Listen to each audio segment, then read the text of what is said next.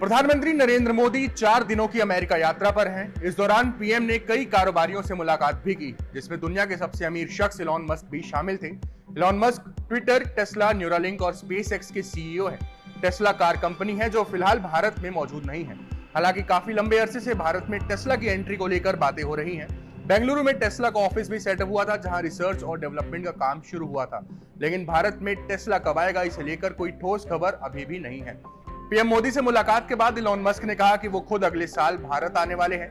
ऐसे में ये भी कयास लगाए जा रहे हैं कि भारत में टेस्ला को लाए जाने पर कुछ न कुछ तो चल रहा है, क्योंकि भारत दुनिया का सबसे बड़ा बाजार है। ऑटोमोबाइल सेक्टर के लिहाज से भी भारत एक बड़ा बाजार है। हालांकि भारत में टेस्ला की एंट्री होगी या नहीं, ये भी एक बड़ा सवाल है। से लेकर कई बड़े लोग बयान भी दे चुके हैं, भले ही वो खुद इलॉन मस्क खुद क्यों ना हो या केंद्रीय मंत्री नितिन गडकरी। पहले तो हम आपको बताते हैं कि दोनों ने अतीत में क्या क्या बयान दिए हैं, जिन्हें सुनने के बाद ये फैसला कर पाना मुश्किल है कि भारत में कभी टेस्ला आएगा भी या नहीं। हम आपको पेचों के बारे में भी बताएंगे कि क्यों भारत में टेस्ला का आना एक टेढ़ी खीर है। केंद्र की मोदी सरकार के लिए मेक इन इंडिया बड़ा मिशन है, जिसके तहत भारत में मैन्युफैक्चरिंग को बढ़ावा देना है। केंद्रीय परिवहन मंत्री नितिन गडकरी ने टेस्ला के बारे में हर बार यही कहा कि टेस्ला को भारत में गाड़ियां बेचनी है तो गाड़ियां यहीं बनानी भी होगी। ऐसा कतई नहीं होगा कि टेस्ला चाइना में गाड़ियां बनाए और भारत में बेचे। वहीं इलॉन मस्क की ये मांग थी कि भारत में इंपोर्ट ड्यूटी बहुत ज्यादा है, ये कम हो तो उसके बाद यहां पर गाड़ियां आएंगी। ये भी खबरें आई थी कि टेस्ला की गाड़ियों पर इंपोर्ट ड्यूटी 100% तक जा रही थी। ऐसे में यह सौदा टेस्ला के लिए घाटे का हो सकता था। आपको बता दें कि भारत में जो गाड़ियां $40,000 यानी 30 लाख रुपए से ज्यादा कीमत की हैं, उन पर इंपोर्ट ड्यूटी 100% तक जाता है, और जो $40,000 से कम कीमत की गाड़ियां इंपोर्ट होती है उन पर 60% का ड्यूटी लगता है। इसमें शिपिंग और इंश्योरेंस का पैसा भी शामिल है। मस्क को इसी बात से दिक्कत थी कि भारत में ईवी पर सबसे ज्यादा इंपोर्ट ड्यूटी है। हालांकि इसी बीती मई में रॉयटर्स ने एक खबर छापी थी कि टेस्ला भारत में जल्दी ही अपनी फैक्ट्री लगाने वाला है, जहां वो इलेक्ट्रिक गाड़ियां बनाएगा, जिससे वो भारत के लिए भी गाड़ियां बनाए और एक्सपोर्ट भी करे। टेस्ला के अधिकारियों ने पीएमओ के अधिकारियों से इसे लेकर मुलाकात भी की थी।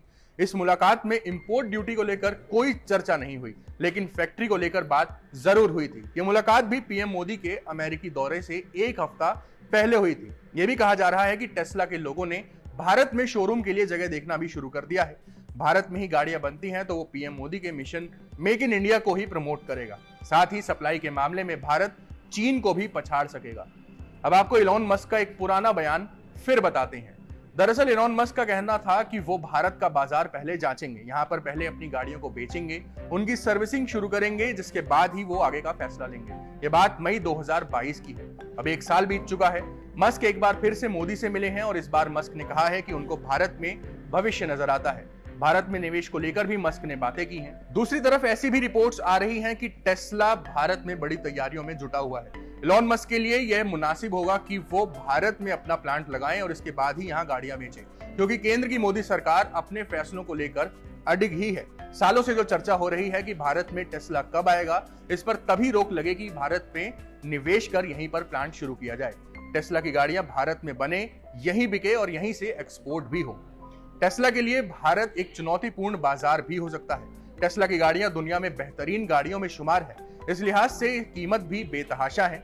भारत में ईवी पहले ही अपना बाजार बना चुकी है। टाटा और महिंद्रा जैसी भारतीय कंपनियों ने ईवी बाजार में उतार दी है, और जब तक टेस्ला भारत में आएगा, यहाँ के लोगों तक ईवी की पहुंच बन चुकी होगी। ऐसे में अपनी जगह बनाना टेस्ला के लिए सबसे पहली और बड़ी चुनौती होगी। भारत में ईवी के बाजार में टाटा छाया हुआ है। रिपोर्ट्स बताते हैं कि 86% बाजार पर टाटा का कब्जा है। साल 2029 तक भारत में ईवी का बाजार $114 बिलियन का होने वाला है। इलॉन मस्क के लिए बाजार तो है, यहाँ आना फायदे का सौदा भी है। हालांकि वो खुद जितनी देर करेंगे, नुकसान उनको ही होना है। इस तरह की तमाम खबरों और किस्से कहानियों के लिए आप लोग देखते रहे टाइम्स नाउ ऑफ भारत। अगर आप ये वीडियो YouTube पर देख रहे थे तो हमारा चैनल सब्सक्राइब करें। फेसबुक या ट्विटर पर अगर आप ये वीडियो देख रहे थे तो हमारा पेज फॉलो करें।